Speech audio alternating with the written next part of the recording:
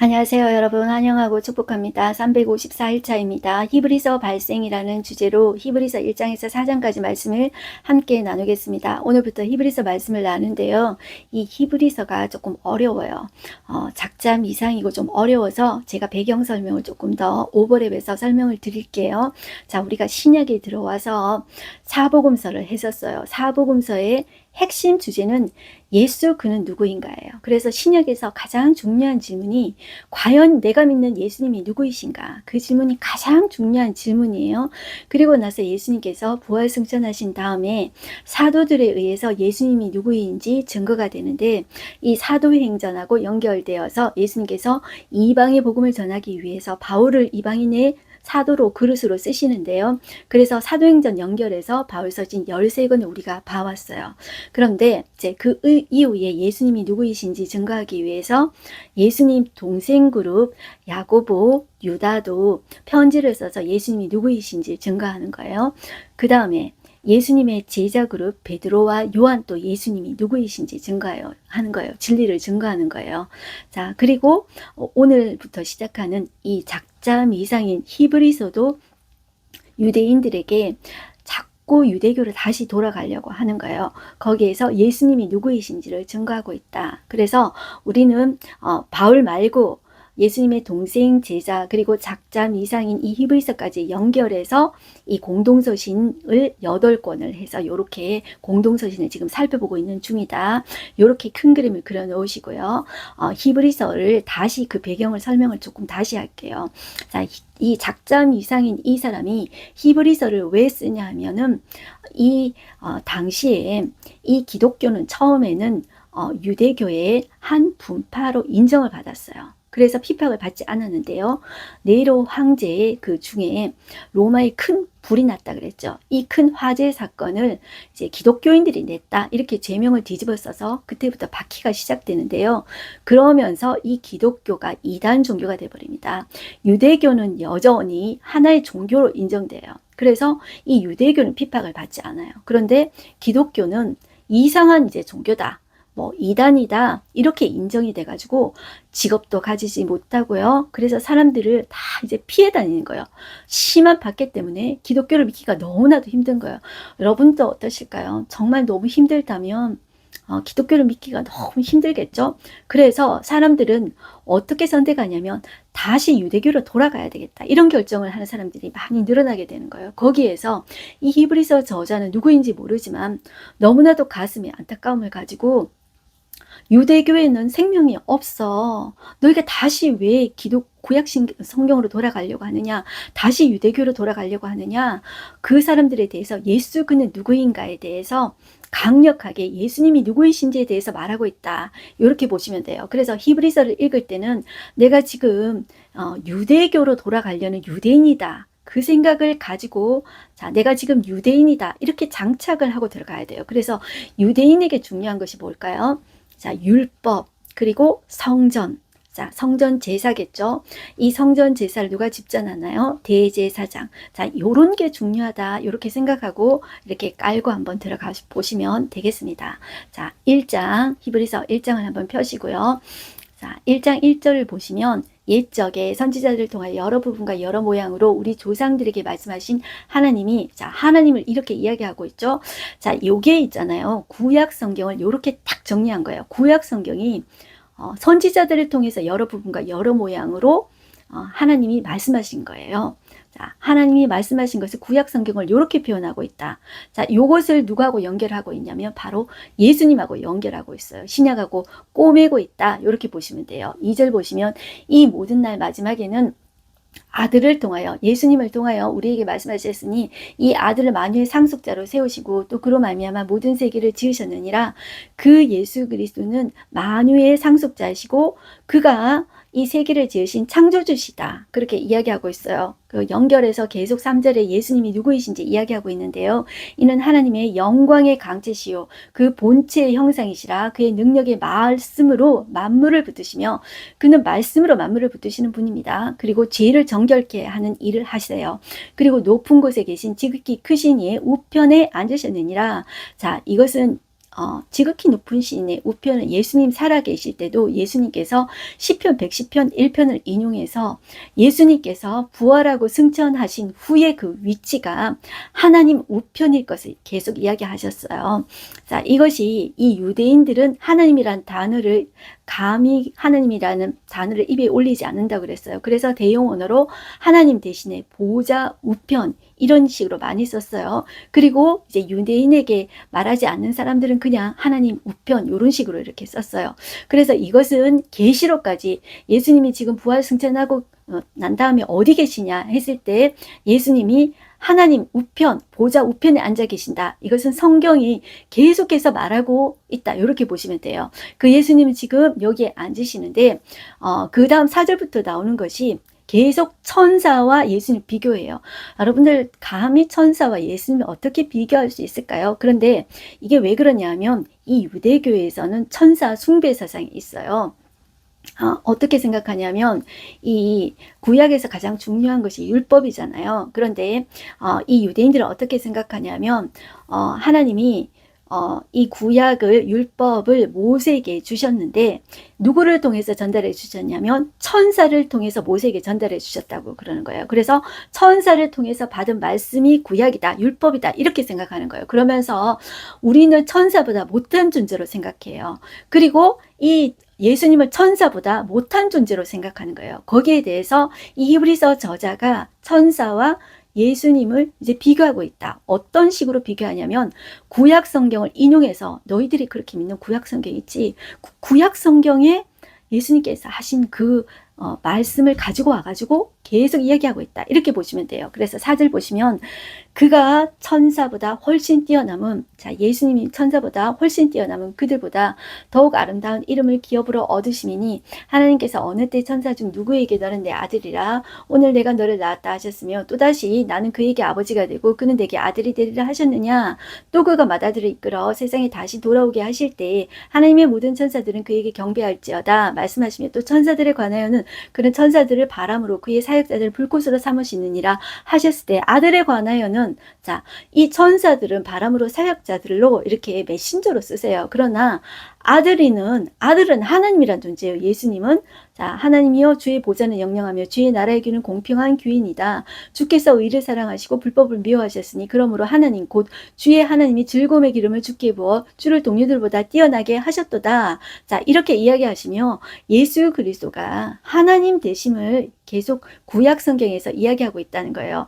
그러니까 이 예수님이 어느 날 갑자기 미친 사람 처럼 딱 나타나서 내가 구원자네, 내가 메시아네 이렇게 한 것이 아니라 예수님은 이미 구약에 예언된 존재다. 그것을 이야기하고 있다는 거예요. 그리고 13절 한번 보실게요. 어느 때 천사 중 누구에게 내가 내 원수로 내 발등상이 되게 하기까지 너는 내 우편에 앉아 있으라 하셨느냐. 아까 조금 전에 말씀드린 하나님의 예수님의 위치가 하나님 우편이라고 했죠. 자, 이것을 예수님 살아서 생전에 시편 110편 1절 가지고 인용했다고 말씀드렸어요. 자, 이게 화요일 날 모든 신학자들이 다 출동해가지고 예수님 공격했잖아요. 그때 예수님께서 그래, 내가 다 대답해줬죠? 그러면 내가 너희들에 묻겠다. 시편 110편 1편에 자, 이 말씀 가지고 다윗이 성령에 감동되어서 그의 후손으로 올 메시아 존재에 대해서 주라고 이야기했다. 이것이 어떻게 가능하냐? 후손으로 오는데 어떻게 그를 주라고 하지? 너희들이 대답 한번 해봐라 하는데 아무도 대답 못하고 도망갔었죠. 자, 그러면서 예수님께서 예수님이라는 존재는 이제 하나님 허락하신 하에서 이 원수의 발등상 아래 있는 거예요. 십자가에 못 박혀 죽으신 거예요. 그 후에 예수님의 위치는 정말 영화롭게 승천하시고 자, 이것을 승귀라고 합니다. 영화롭게 승천하셔서 그 위치가 하나님 보좌 우편, 하나님 우편에 앉아 계신다. 자, 이것을 예수님도 말했고 그 이후에 스데반이 죽을 때도 하나님 보좌 우편에 계신 이를 예수님이라고 설명하고 있고 그리고 바울도 예수님을 그렇게 이야기하고 있고요. 베드로도 이야기하고 있고 이것은 계시록에까지 예수님은 하나님 우편에 앉아 계신 분이십니다. 그분은 보좌 우편에 계신 분입니다. 이렇게 성경은 일관성 있게 이야기하고 있어요. 그리고 14절 보시면 모든 천사들은 섬기는 영으로서 구원받을 상속자들을 위하여 섬기라고 보내심이 아니냐. 천사들은 여러분들 예수님하고 감히 비교할 수 없죠. 그들의 실체는 섬기는 영이고요. 우리가 구원받을 상속자예요. 심지어 하나님께서 보시기에 구원받은 상속자가 우리예요. 우리를 위해서 섬기라고 보내신 자들이 바로 천사들이에요. 그것을 우리는 꼭꼭 기억해야 돼요. 그래서 마치 구약에 나오는 말씀들을 숨은 그림 찾기 딱딱 찾아가지고, 자, 신약에 바로 구약은 그림자이지만 실루엣이지만 신약에 나타난 그 예수님은 바로 실체이다. 구약에 나타난 성막, 절기, 구약에 나타난 모든 어려운 것들 있잖아요. 방주 노아 때 방주 있잖아요. 그런 모든 것들이 다 있잖아요. 예수님을 상징하는 거예요. 예수님이 실체라는 거예요. 절기의 실체도 바로 예수님, 성막의 실체도 바로 예수님이라는 거예요. 그런데 실체가 왔는데 그 실체를 못 알아보고 그 실체를 자꾸 버리려고 하는 거예요. 그래서 자꾸 조금만 어려움이 오면 너희들 예수 버리려고 하느냐? 아니다. 이 고통을 너희들이 버텨내라, 견뎌내라. 이 저자는 이야기하고 있다. 이렇게 보시면 좋겠어요. 그 다음에 2장으로 넘어오겠습니다. 그러므로 다시 유대교로 돌아가지 말라는 것을 계속 강조하고 있어요. 자, 우리는 들은 것에 더욱 유념함으로 우리가 흘러 떠내려가지 않도록 함이 마땅하니라. 다시 너희들이 예수 그리스도가 누구이신지 듣고 이 말씀 붙잡고 떠내려가지 말아라. 이렇게 이야기합니다. 2절. 천사들을 통하여 하신 말씀이 구약 성경을 이야기하는 거예요. 제가 1장 할 때도 말씀드렸듯이 율법을 하나님께서 모세에게 주셨지만 전달할 때 천사들을 통해서 전달했다고 이렇게 믿고 있어요. 그리고 스데반의 설교에서 사도행전 7장에 보면 천사가 전한 율법, 천사가 모세에게 전한 것이 율법이다. 이렇게 말을 하고 있거든요. 그리고 바울도 갈라디아에서 천사가 이 율법을 전했다고 이렇게 이야기해요. 모세가 받았지만 자, 천사를 통해서 주셨다. 이렇게 이야기하는 거예요. 자, 그러면서 이 유대교에서는 천사 숭배 사상이 있었다. 이렇게 보시면 돼요. 그래서 천사들을 통하여 하신 말씀은 구약 성경 율법이다. 구체적으로 이렇게 보시면 되는 거예요. 2절 다시 볼게요. 천사들을 통하여 하신 말씀이 경고하게 되어 모든 범죄함과 순종하지 아니함이 공정한 보험을 받았거든. 자, 이 말씀이 하나님의 말씀 받아들이지 않을 때 심판이에요. 그 보험을 받았다는 것은 심판을 받는다는 거예요. 자, 그 다음 3절. 우리가 이같이 큰 구원을 등한히 여기면 어찌 그 보험을 피하리요. 하나님께서 이 예수님을 통해서 하나님의 때에 예수님이 오시고 예수님을 인해서 큰 구원을 이루셨다는 거예요. 이것이 말씀에 적혀져 있는데 이것이 복음인데 이것을 등한히 여기면 그 심판을 어찌 피하겠는가 이 말입니다. 자, 이 구원은 처음에 주로 말씀하신 바요. 이것은 예수님께서 제가 동일하게 계속 연결해서 이야기합니다. 반복합니다. 지금 예수님이 짠하고 나타나셔가지고 내가 메시아다 하는 것이 아니라 구약부터 이어져 왔다는 거예요. 처음부터 주로 말씀하라는 거예요. 그래서 예수님께서 자꾸 구약 성경을 인용해서 내가 어떤 존재인지 자기 자신을 설명하시는 거예요. 그리고 들은 자들이 우리에게 확증한 바니 하나님도 표적들과 기사들과 여러 가지 능력과 및 자기의 뜻을 따라 성령이 나눠주신 것으로서 그들과 함께 증언하셨느니라 이야기하고 있습니다. 자, 하나님도 어떻게 증언하시냐면 표적, 기사들, 여러 가지 능력, 자, 하나님의 뜻을 따라 나눠주신 것으로 증언하셨다. 이렇게 말하고 있다는 것이죠. 그리고 예수님을 구원의 창시자라고 계속 강조하고 있는데요. 자, 저도 계속 반복해서 강조하겠습니다. 왜냐하면 당시 예수님을 부인하면 직업도 그리고 직업을 통한 부의 축적도 가능합니다. 자유롭게 살 수가 있는데 이 로마가 유대교를 인정하는데 기독교는 핍박을 한단 말이에요.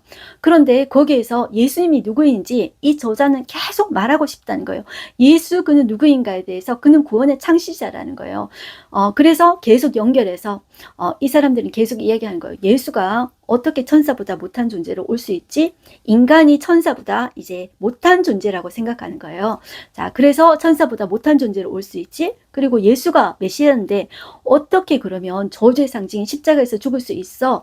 이렇게 자꾸 의문을 다는 거예요. 여기에 대해서 이 저자는 그는 구원의 창시자 라고 말하고 있어요. 자, 5절 볼게요. 하나님이 우리가 말하는 바 장차 올 세상을 천사들에게 복종하게 하심이 아니니라.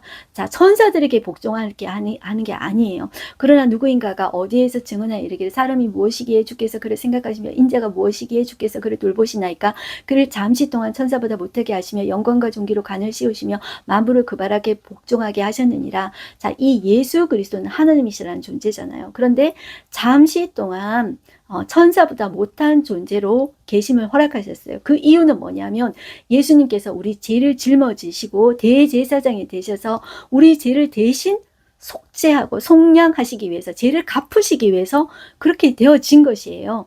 이것을 이야기해요. 그래서 그가 고난 받으심으로 우리가 나음을 입고 그가 죽으심으로 우리가 생명을 얻는 것을 이야기하고 있어요. 그래서 9절 볼게요. 오직 우리가 천사들보다 잠시 동안 못하게 하심을 입은 자, 곧 죽음의 고난을 받으심으로 말미암아 영광과 존귀로 간에 서신 예수를 본다 그랬죠.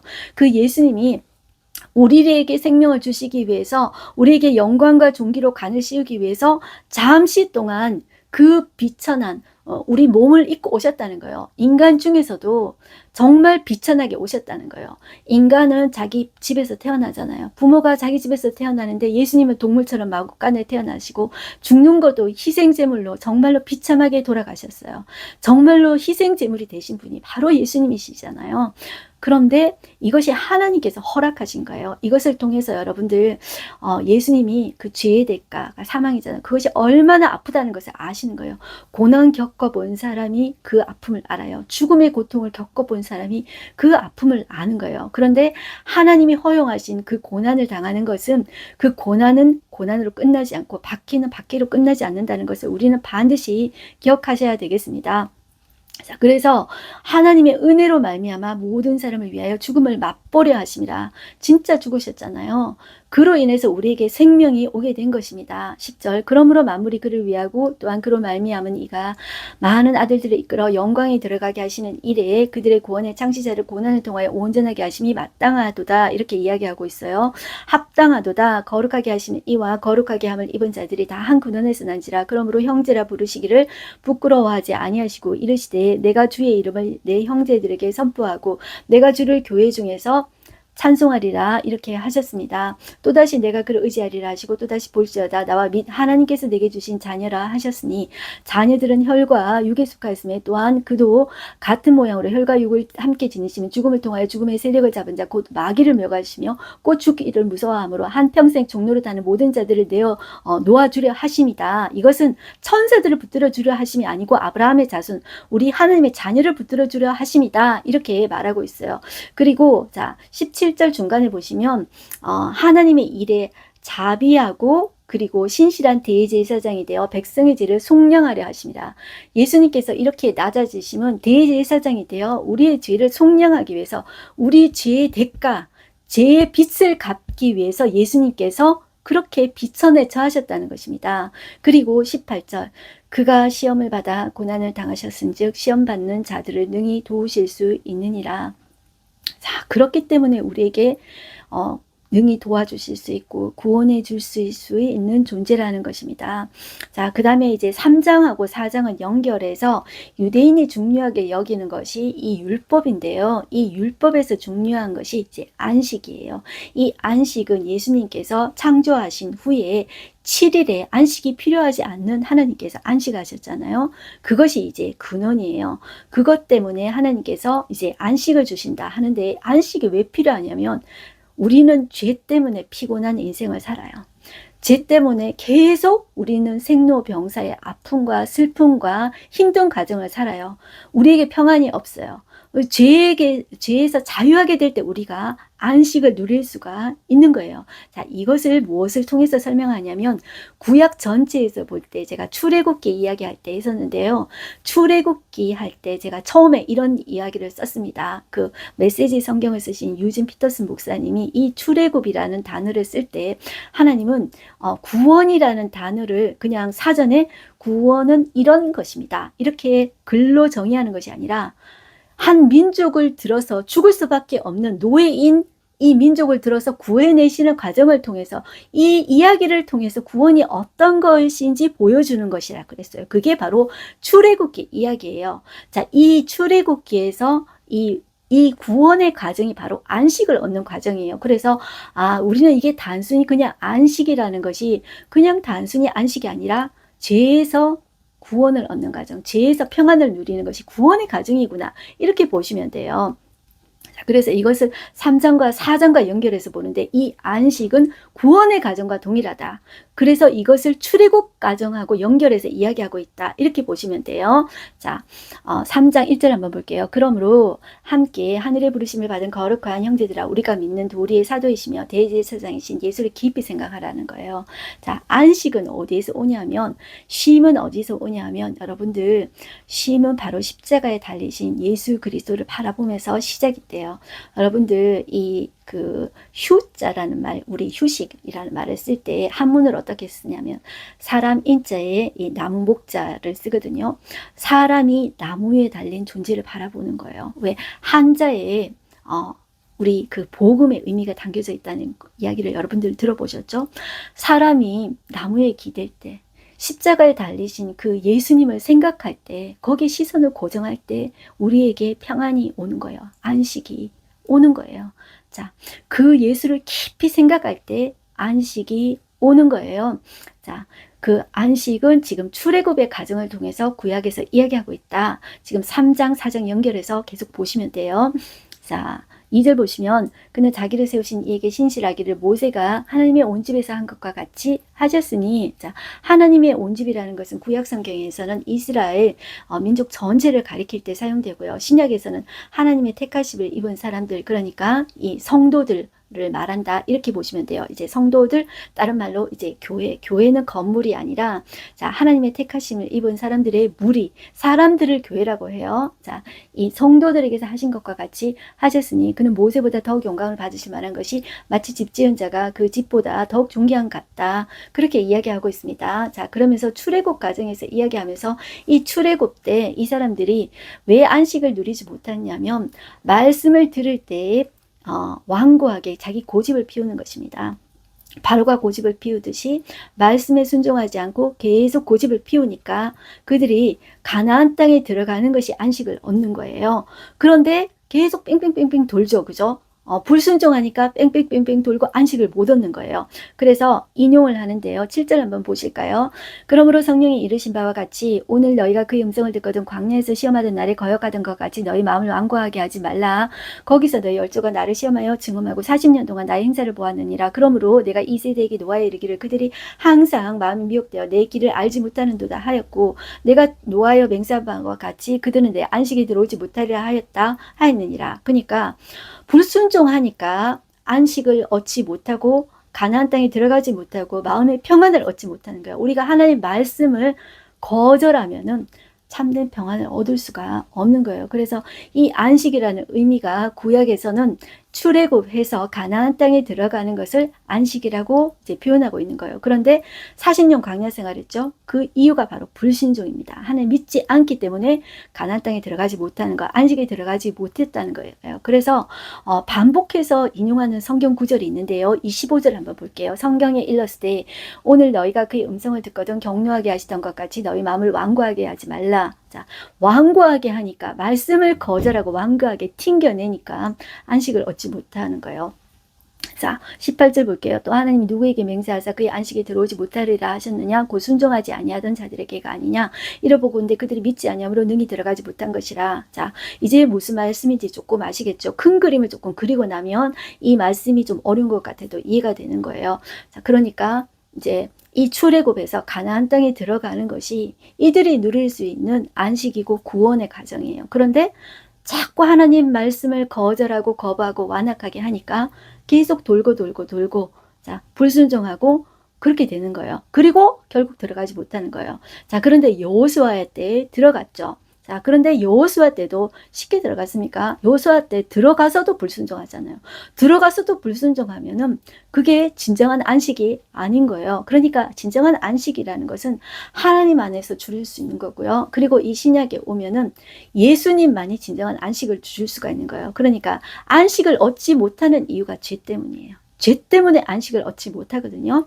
자, 그런데 그 안식은 바로 예수 그리스도 안에 얻을 수 있는 거예요. 그래서 구약의 가나안 땅에 들어가는 것을 무엇을 생각하냐면 우리가 예수님을 믿음으로 말미암아 우리가 결과적으로 어디에 들어가게 되냐면 결국 새하늘과 새 땅에 들어가는 것이, 약속의 땅에 들어가는 것이 안식이다. 진정한 구원의 이제 끝이다. 그렇게 여러분들 보시면 돼요. 그래서 우리가 새하늘과 새 땅에서 예수님 오실 때 완벽한 영화를 누리게 되잖아요. 우리가 예수님과 같은 그 모습으로 변화되어 영화를 누리고 거기에 그리스도에서 완벽한 구원을 그 예수님과 연합되어서 그것을 경험하게 되잖아요. 그것을 정말 안식의 개념이다. 이렇게 그리고 가면 된다는 거예요. 자, 그것을 계속 반복하는 거예요. 자, 이 3절에도 4장 3절에도 오시면 그것을 반복하고 있어요. 3절 이미 믿는 우리는 저 안식에 들어가는도다. 그가 말씀하신 바와 같이 내가 노아에 맹세한 바와 같이 그들이 내 안식에 들어오지 못하리라 하셨다 하였으나 세상을 창조할 때부터 그 일이 이루어졌느니라. 제7일에 관한 어딘가에 이렇게 일렀을 때 하나님은 제7일에 그의 모든 일을 쉬셨다 하셨으며 또다시 거기에 그들이 내 안식에 들어오지 못하리라 하였으니, 자, 이게 안식일의 원래 원형은 하나님께서 제7일에 안식하신 거예요. 자, 그때는 죄가 없었죠. 그죠? 그런데 죄가 들어옴으로 인해서 우리에게 안식이 깨어진 거예요. 그러니까 이 죄 문제를 해결하지 않고는 안식할 수가 없는 거예요. 우리는 죄의 노예가 된 거예요. 출애굽 상태에서 애굽에서 노예가 되어진 것이 우리의 상태인 거예요. 그래서 그 결과 뭐예요? 죽는 거죠. 끝은 죽음이죠. 뿌리가 죄라는 것이죠. 자, 그 문제를 해결하신 것이 예수님이라는 거예요. 예수님 때문에 우리가 안식을 누릴 수 있다. 그것이 진정한 안식의 개념이다. 이렇게 보시면 돼요. 자, 그리고 또 이제 인용하는 것이 7절 중간에도 오늘 너희가 그의 음성을 듣거든 너희 마음을 완고하게 하지 말라. 이제 말씀에 완고하게 거부하지 말라 이것입니다. 8절 만일 여호수아가 그들에게 안식을 주었더라면 그 후에 다른 날을 말씀하지 아니하셨으리라. 그런즉 안식할 때가 하나님의 백성에게 남아있도다. 자, 여호수아가 출애굽 2세대에게 준 안식은 이제 장차 참된 안식의 이제 예표라고 생각하시면 돼요. 완전한 안식이 아니죠. 왜냐하면 들어가서 또 가나안 백성처럼 되어가지고 또 혼란과 엉망이 돼버렸잖아요. 참된 안식은 바로 예수 그리스도를 믿음으로 말미암아 영원한 이제 새하늘과 새 땅에서 누리게 될 것이 영원한 안식, 진정한 안식이다. 그렇게 보시면 돼요. 그래서 진정한 안식은 무엇 때문에? 예수님 때문에 얻을 수 있는 것이 진정한 안식이다. 이렇게 말을 하는 거예요. 그래서 우리가 해야 될 일은 그의 음성을 들을 때 튕겨내면 안 돼요. 그의 음성을 들을 때 순종하라. 그것이에요. 그래서 그의 음성, 하나님의 말씀이 어떤지에 대해서 12절부터 이야기하고 있습니다. 이거 우리 많이 듣던 말씀인데요. 12절 하나님의 말씀은 살아있고 활력이 있어 좌우의 날선 어떤 검보다도 예리하여 혼과 영과 및 관절과 골수를 찔러 쫓기기까지 하며 또 마음의 생각과 뜻을 판단하나니 지은 것이 하나도 그 앞에 나타나지 않음이 없고 우리의 결산을 받으실 이에 눈앞에 만물이 벌거벗은 것 같이 드러나느니라 이야기하고 계십니다. 자, 그 예수님은 왜 그렇게 천사보다 낮게 처하셨고 하나님의 능력으로 이 모든 고난과 아픔과 안 겪으셔도 되는데 일부러 겪어내신 분이에요. 왜냐하면 우리의 죄의 삭슬, 죄의 빛을 지불하기 위해서라는 것이죠. 그래서 그분은 큰 대제사장이다. 이렇게 이야기하고 있습니다. 14절 그러므로 우리에게 큰 대제사장이 계시니 승천하신 이 곧 하나님의 아들 예수시라. 우리가 믿는 도리를 굳게 잡을지어다. 우리에게 있는 대제사장은 우리의 연약함을 동정하지 못하실 이가 아니요 모든 일에 우리와 똑같이 시험을 받으신 이로되 죄는 없으시니라. 그러므로 우리는 긍휼하심을 받고 때를 따라 돕는 은혜를 얻기 위하여 은혜의 보좌 앞에 담대히 나갈 것이라. 그러므로 우리가 해야 될 일은 하나님의 보좌 앞에 담대히 나갈 것입니다. 오늘 하루 한 절 말씀 보겠습니다. 이 모든 날 마지막 날에는 아들을 통하여 우리에게 말씀하셨으니 이 아들을 만유의 상속자로 세우시고 또 그로 말미암아 모든 세계를 지으셨느니라 이렇게 말하고 있습니다. 자, 피조물은 우리 스스로의 능력으로 하나님을 알 수가 없어요. 그래서 하나님은 자기 자신을 드러내 보여주세요. 그것을 어려운 말로 계시라고 이야기합니다. 우리는 이 계시에 의해서만 하나님이 보여주셔야만 우리가 하나님을 알 수 있어요. 우리 스스로 하나님을 알 수가 없어요. 소경이 코끼리 한 부분 만지고 다 아는 것처럼 이야기하지만 하나님 전체가 하나님 스스로가 우리 눈을 열어주시지 않으면 하나님을 볼 수가 없어요. 만날 수가 없어요. 그런데 하나님은 무엇을 통해서 하나님을 자신을 보여주시냐면 선지자들을 통해서 말씀 여러 부분과 여러 모양으로 보여주셨어요. 그것이 뭐냐 하면 지금 우리가 처음에 읽은 히브리서 1장에 나타난 구약 성경에서부터 하나님 자신을 드러내 보여주셨어요. 그것을 이제 계시를 드러내 보여주셨어요. 그런데 그 계시를 드러내 보여주실 때 제가 창세기 때부터 이야기했습니다. 하나님이 어느 한 사람에게 어느 한 시대에 다 보여주지 않았다 그랬어요. 어느 한 사람에게 아브라함 대단해. 근데 아브라함한테 다 안 보여줘. 다윗 대단해. 다윗에게 다 안 보여줘. 점진적으로 인간의 사실이라는 시간 속에 점진적으로 하나님의 계시를 보여주고 계세요. 하나님의 인간의 시간 속에, 시간이 역사예요. 인간의 시간 속에 하나님이 누구인지를 점진적으로 보여주고 계세요. 그래서 오늘날도 여러분들 내가 다 보이네, 내가 다 아네, 이런 사람 제가 정말로 조심해야 된다 그랬죠. 하나님이 어떤 인간에게도 완벽하게 지금 창세 이후로 보내주신 역사가 없습니다. 그렇기 때문에 하나님 보여줄 수 있습니다. 조금씩 보여줄 수 있습니다. 그런데 우리가 성경으로 말씀으로 확정받아야 돼요. 그리고 어느 한 사람을 신성시 해가지고 보여준다 해가지고 하게 되면 그 사람 컨트롤 아래 들어가게 됩니다. 그러면 그 사람이 나를 컨트롤하게 되는 거예요. 그렇게 되면 여러분들 영적으로 가스라이팅 당하는 것입니다. 그렇게 되어지면 안 돼요. 이 마지막 때.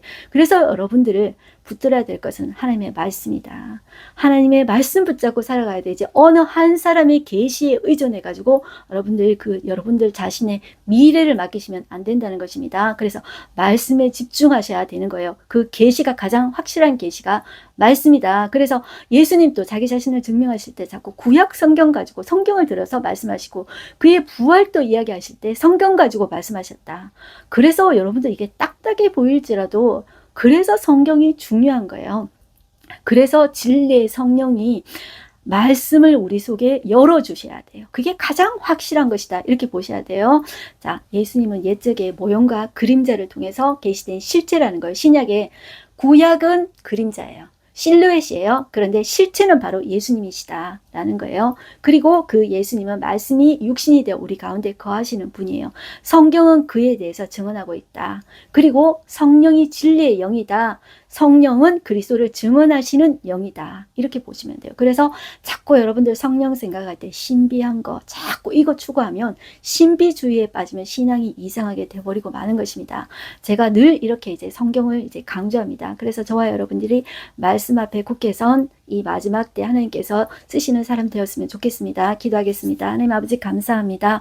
오늘 또 저희들이 히브리서 말씀을 들었습니다. 하나님 아버지 이 고난 가운데, 박해 가운데 내가 다시 나중에 좀 풀리면 예수 믿으면 되지 않을까 하고 예수 이제 버리고 다시 구약의 유대교로 돌아가려고 하는 그 유대인들에게 이 히브리서 저자는 누구인지도 알지 못하지만 강력하게 예수 그리스도가 누구인지 이야기하고 있습니다. 구약 성경에 나타난 그 존재가 바로 그 메시아가 바로 예수 그리스도다. 천사와 비교할 수 없는 존재다.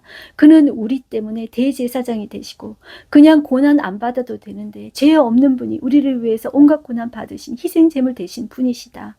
그렇게 예수 그리스도를 증거하고 있습니다. 우리는 그 예수님을 어떻게 믿고 있습니까? 우리 위해서 친히 낮아지시고 고난받으신 분이십니다. 우리가 이 잠시의 이 고난을 예수님 십자가의 고난을 생각하면서 이겨내고 버텨내게 해 주십시오. 하나님, 우리는 우리의 문제와 상황을 우리 스스로 버텨낼 수가 없습니다. 그러나 우리의 시선을 예수님의 십자가에 고정하고 우리가 승리하는 증인으로서 살아낼 수 있도록 하여 주십시오. 예수님의 이름으로 기도드렸습니다. 아멘. 네, 여러분들 오늘도 하나님의 자녀로 승리하십시오. 화이팅입니다.